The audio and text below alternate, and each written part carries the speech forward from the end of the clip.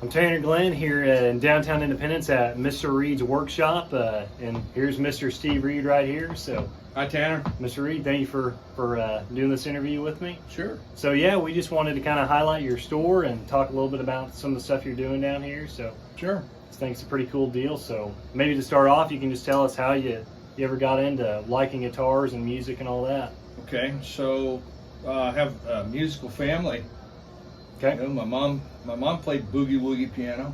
All right. My dad played classical piano. Had a gap there for quite a while. I had kids, and my boys wanted to play guitar, so I made them play piano instead, and then guitar. And then boys break stuff, so I'd fix their guitars, and then the neighbor's guitar, and then somebody else down the street. So I really got into repairing stringed instruments because people broke them and they brought them to me. Okay. I guess thought I could fix them. And over the years, I got pretty fair at doing that, fixing them, repairing them. And in fact, I repaired guitars out of my house, stringed instruments. I do violins or fiddles, mandolins, banjos, acoustic guitars, electric guitars. Do some very extensive repairs and restoration work I started doing. And my business was very, very robust. I applied to become a Martin guitar service center. Okay. Out of the basement of my house, kind of shot in the dark. Like, you know, they're the most iconic guitar manufacturer in the United States. I mean, they've been in business longer than anybody. Okay. I retired from John Deere, and they've been in business 5 years longer than John Deere. We know I see. that's a long time. Yeah. But it happened. I was basically the only service center in the U.S. for Martin Guitar that had a business in the basement of their house. And then one day when I was getting closer to thinking about retiring, my wife said, "You have to get out of the house." She kicked me out. She says, "We have people come to the house 7 days a week. You know, you work at the factory 10, 12 hours a day and come home and work till 10 or 11 at night. And you do this 7 days a week. So she goes, you need to move out. Find a place down." She goes, "Open a music store." Just out of the blue, she says, "Why don't you just open a music store? We don't have a music store in Independence. Haven't had one for 15 years since Musical Overtures." So I started looking for a building, found this one, and here we are. Yeah, it's a good spot. So I've been in this building now for about 1 year. I think I took possession of this building in November of 22, so I've been here about a year. Okay. And you just had your grand opening a few months ago. So. August, yeah. Yeah, yeah. I have my last day at John Deere was August 16th. Okay. My grand opening was August 18th. Right. 2 days later. Nice. Yeah. Yeah. No, it was a good turnout, and you guys made it a good time here. You were here. I mean, yeah. We had 120 people in the building. That was great. Good. So I was surprised. My sister drove here from Illinois with my cousin. My cousin Kim was like my brother, basically, the brother I never had. The two of them just showed up at my house the day before. Right. I was trying to get ready, and I was home, and my wife, said, "Hey, would you just give me 5 minutes?" And I said, "Look, I don't have time for this. I got stuff to do down at the store." And she goes, "Give me 5 minutes." And I'm like, "For what?" And at that exact moment, my sister pulls into the driveway, and she goes, "For that, Yeah, it was a good surprise. It's a great surprise. Great surprise. I've been very blessed in this community. Everybody has come out. Everybody comes in. There's a lot of people that support me in this community. And I'm finding out there's a lot of people that support me from Coffeyville. Right. Yeah. There's a lot of people that support me from Neodesha, from Cherryvale, from Fredonia, Deering, Caney, Iola, Chanute. I mean, they come from a ways. Parsons, Pittsburgh. Well, this isn't an ordinary thing. I mean, you don't have a music store like yours that can do the repair on every street corner. So that's or true. in every town. That's true. And it's just not Martin Guitars that we do. We do, like I say, my buddy Jim York, he painted cars for 40 years basically. Okay, he ran A1 Auto Body and A1 Auto, so he worked on cars, he painted cars. He took my guitar building class at the Fab Lab here at ICC. He didn't want to be there. Okay. He wasn't supposed to be there. His son was supposed to be there with his grandson. Son begged out, so he showed up with his grandson and told me, I don't work on wood, I work on cars, I paint metal. So that started his relationship with working on wood. Yeah. He fell in love with it, and he can't stand it, he can't be away from it. He's repaired so many guitars, it's not funny. And he's my finish expert. You know, we have some very unique finishes that we do on guitars. On a solid body guitar, like an electric guitar, we use automotive finishes. Okay. Just like the manufacturers typically use automotive finishes. Okay. Acoustic guitars are a little bit more challenging. In the old days was lacquer, nitrocellulose lacquer. Nowadays they're using poly. Okay. So we've got to figure out what kind of finish is on the guitar. It could be old handmade shellac. It could be a number of things. An oil, like a tongue oil or a gun oil. True oil or gun stocks is a great finish for guitars. But yeah, Jim helps me out, and you know, I said I work on stringed instruments, everything except for pianos and harps. So we had to modify that last week and say we work on stringed instruments, everything except for pianos. Gotcha. Yeah, because we have a harp coming in to be repaired. I was sitting right where I'm at right here. Jim was kind of sitting over there where at his bench, and I declared I won't work on wind instruments. And Jim was sitting over there going, "What are you working on there, Mr. Reid?" I ignored him. And he said, "What's that thing called again? Is that a clarinet?" He goes, "Isn't that a wind instrument?" Yeah. So we work on wind instruments now. I got you. So yeah, even though you start out with guitars, you're learning and doing more stuff. So yeah, I've repaired a trumpet, 2 alto saxophones, a baritone sax. I recorked 2 clarinets. Took care of a stuck-up French horn the other day. Worked on flutes.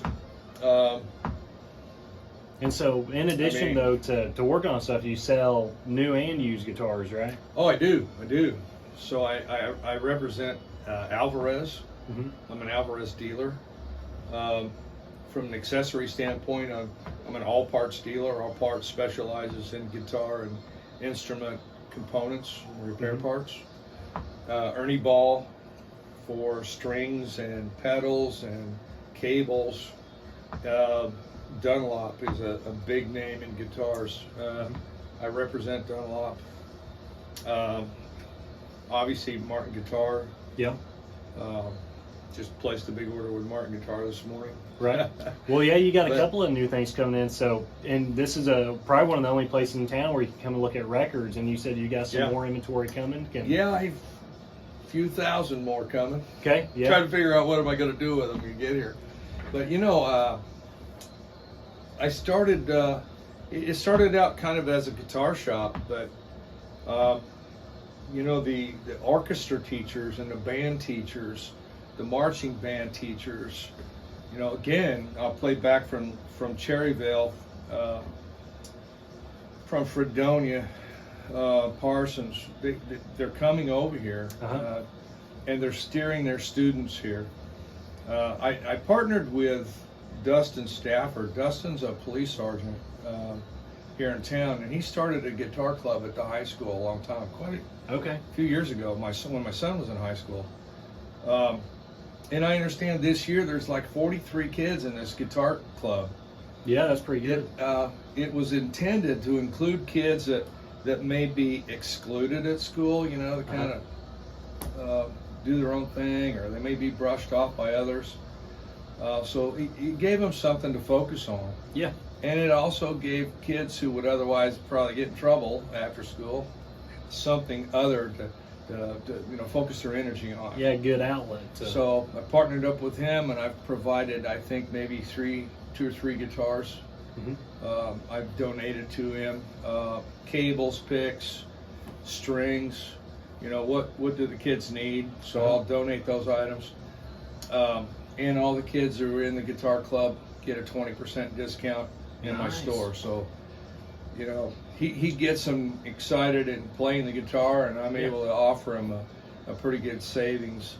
That's a good way to encourage the hobby. Yeah. Oh yeah, on their strings. Or I've had kids buy guitars. We've kind of scoured the landscape and found a guitar and fixed it up and donated it to the kids. So it's a great partnership there. Yeah. The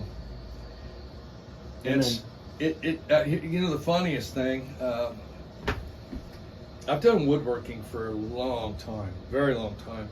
And, I started out my career kind of out of high school in the military, but I was a tool and die maker. Okay. So precision metalworking was in my blood. I've got the tools, and I did that for quite a number of years. So I blended my background as a tool maker with woodworking and focusing on instruments. I've learned quite a bit about instruments over the years. But I think I've just been able to expand it and offer these things. So sometimes people show up with unusual things, like it's not an instrument, it's a stereo system. Okay, yeah. A lady dropped a stereo off and said, I need a record player, this don't work. Can you fix it? I said, I don't work on those. So she goes, well, do what you can. Turned and walked out. Yeah. She didn't tell me who she was, what her phone number was. She just left it and walked out the door. She came back a few weeks later and said, you get anywhere? I said, I told you I don't work on those things. She said, well, we'll see what you can do. And she turned and walked back out the door. And Jim said, boy, you better get into that. So we fixed it. So I guess I fix stereos every now and then. Yeah, and I heard you fix a VCR with a rubber band. I did. Well, as a CD player, I used a rubber band for the belt drive. Yeah. Yeah, on the door. Yeah, rubber band. That's pretty cool. Literally, yeah. Took the good news out of the driveway, pulled that thing off, went in the house, put it on. Yeah, it worked. And it's still working. My latest one, not related to guitars or anything, a guy has a pool stick that's been broken, and there's some family history with it. Okay. And he goes, I don't know where to go to get this fixed. And so I'm like, okay, give me the pool cue. So in between working on guitars and other jobs, I got this pool stick I'm going to get restored for him. So fun, yeah. Yeah, we do pool sticks. And so another way that you contribute to the art and the passion of music is you guys offer lessons in a part of the store, correct? We do. So John Hamlin's a very well respected guitar teacher and guitar player, classically trained. John's an incredible guitar player. He had a studio in the old theater. And I guess the knuckleheads got in there and stole all the wiring, and you know how things go with abandoned buildings. He had to move out of that, displace his area. I offered up my studio to him and said, hey, you may have to share the venue with some people. Yeah.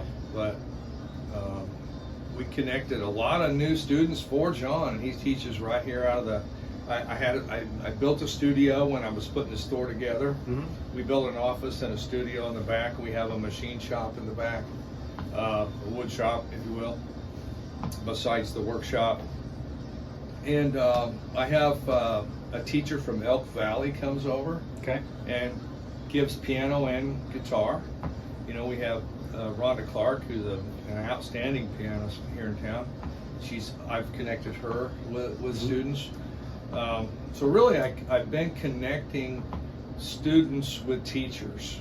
Okay. I have a teacher in Bartlesville who does Zoom over the computer and teaches banjo and mandolin and upright bass and fiddle, and you know. So almost, I was going to ask what all you offer, but pretty much if you want to learn something, you can probably put somebody into contact with someone. I did. The most unusual was the bassoon.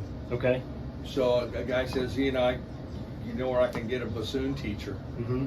Yeah, there's a lady in Fredonia that teaches bassoon. So how interesting, yeah. There you go. I got you. It's a great feeling when you can provide a service, and it's just there. It doesn't cost anything to be kind. Mm-hmm. You know, to be kind to people or to provide an opportunity for people.